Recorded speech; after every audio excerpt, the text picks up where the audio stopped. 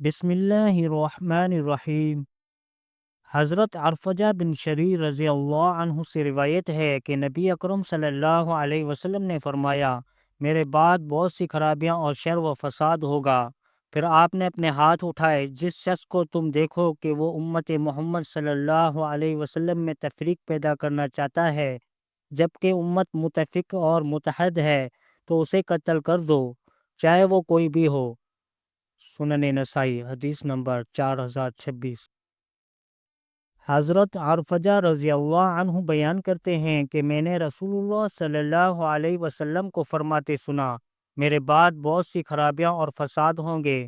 جو شخص امت محمد صلی اللہ علیہ وسلم میں پھوٹ ڈالنا چاہے جبکہ امت ایک شخص پر متفق ہو تو اسے تلوار سے مار دو۔ سنن نسائی حدیث نمبر 4027۔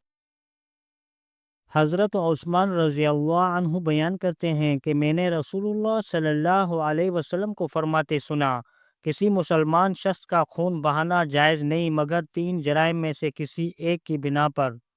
جو شخص شادی شدہ ہونے کے بعد زنا کرے اس پر رجم کی سزا ہے۔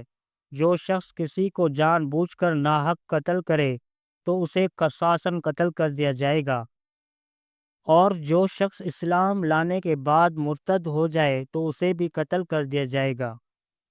سنن نسائی حدیث نمبر 4062۔